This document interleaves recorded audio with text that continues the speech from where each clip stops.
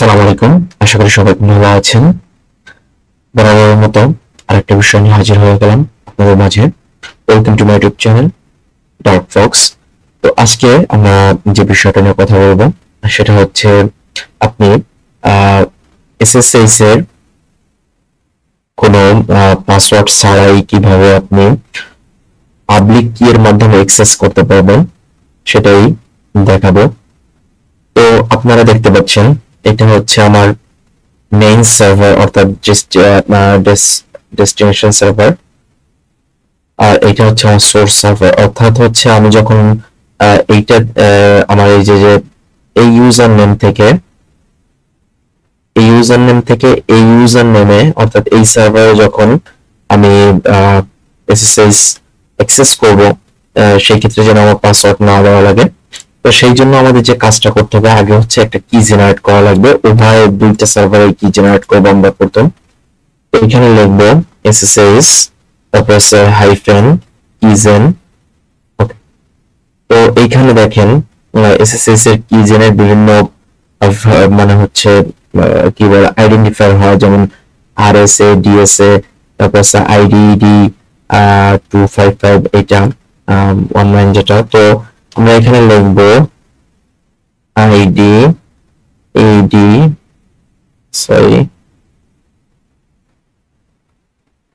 আইডিইডি কি হলো আইডিইডি 25519। ওকে, আইডিইডি 25519। ওকে, আর কিছু লাগবে না। দেন দেখতে পাচ্ছেন আমাদের এখানে যদি আমরা এলএস মাইনাস এলআইডি, তাহলে আমাদের আইডিইডি একটা কি জেনারেট হয়েছে।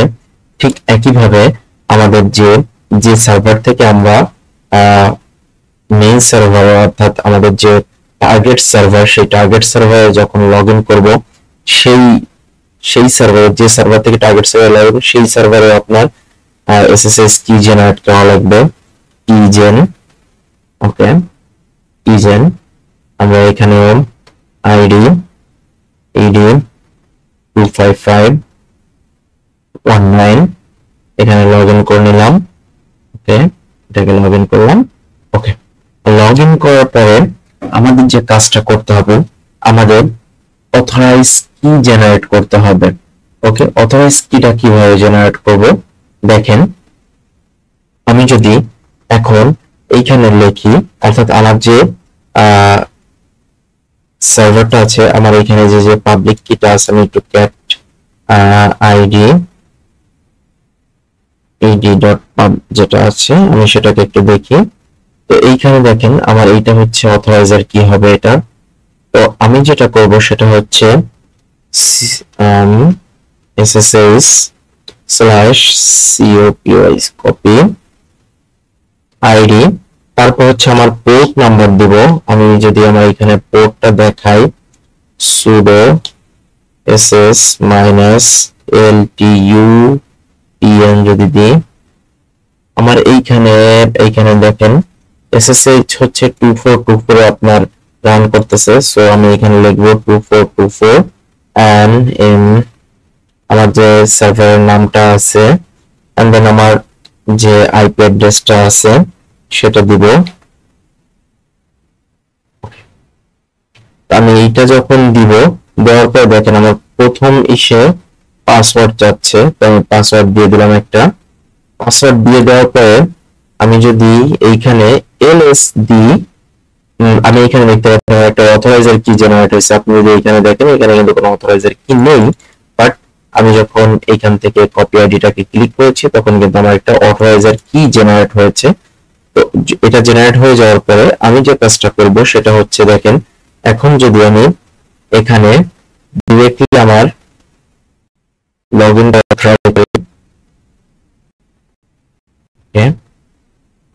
এখান থেকে আমি যদি লগ ইন করে ট্রাই করে দেখেন, আমি কোনো পাসওয়ার্ড বা কপি সুই দিলাম না, আমি কিন্তু এখানে লগ ইন করে ফেলেছি। ওকে, তো ধরেন আমি cd/server cd.ls, আমি একটু pw দিয়ে দেখি, pwd। ওকে, আমরা এখন এখানে আছি। আমাদের এখানে কিন্তু এই যে দেখেন কিছু কি জেনারেট আছে।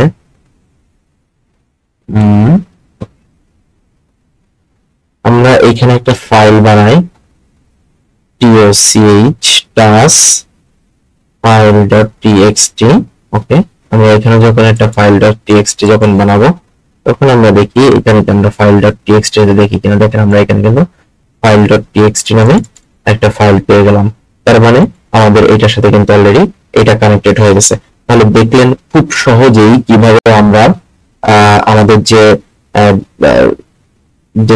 অর্থাৎ যে আমাদের টার্গেটেড যে সার্ভারটা থাকে সেখানে আদার পিসি দিয়ে লগ ইন কিভাবে আমরা উইদাউট পাসওয়ার্ড করতে পারি। সো আই হোপ যে আপনারা এটা খুব ভালোভাবে বুঝেছেন। যদি না বুঝে থাকেন তাহলে অবশ্যই অবশ্যই আমাকে কমেন্ট করবেন, আমি আরো ভালো করে এটা বোঝানোর ট্রাই করবো। যারা বলি যারা এখন আমার চ্যানেলটাকে সাবস্ক্রাইব করেন অবশ্যই অবশ্যই আমার চ্যানেলটাকে সাবস্ক্রাইব করে পাশে থাকা বেল আইকনটা ক্লিক করে নোটিফিকেশনে ক্লিক করে দেবেন। সো আল্লাহ হাফেজ, আল্লাহ সবাইকে ভালো রাখুক, আমিন।